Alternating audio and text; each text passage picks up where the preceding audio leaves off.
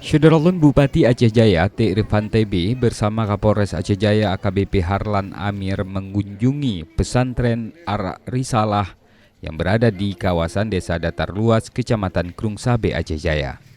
Kedatangan T. Irfan TB bersama unsur Forkopimda dan didampingi Sekda Aceh Jaya tersebut dalam rangka persiapan menuju new normal. Dalam kesempatan ini, Syederalun Bupati juga meninjau persiapan penerimaan santri baru pasca libur dengan cara menerapkan sistem protokol kesehatan.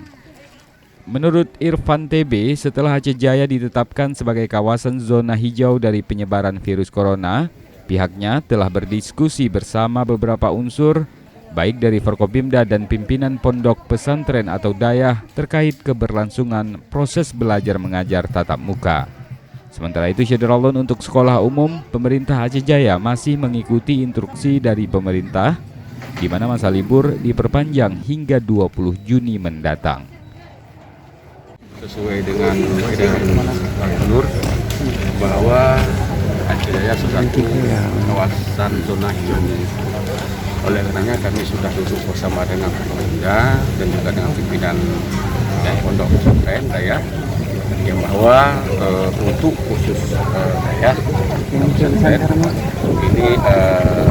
sudah mulai menerima santri yang dulunya belajar di rumah, dan juga ada penerimaan santriwati yang baru. Jadi oleh karenanya dengan dimulainya pembelajaran hidayah kembali, yang akan belajar di hidayah tetap mengikuti protokol kesehatan. Jadi kita tadi sudah melakukan tes suhu tubuh, dan juga kita bagi masker, dan juga nanti akan disediakan paccilan. Untuk santri dan santriwati yang dari luar Aceh Jaya ini dikhususkan difokus pada satu kelas, satu ruangan, ya, dikumpulkan. Sedangkan dalam Aceh Jaya ini masih sebagaimana biasanya. Jadi nantinya setelah adanya selesai isolasi, ya, ini nanti akan bergaul lagi dengan anak yang lain. Oh, berarti diisolasi dulu, Pak?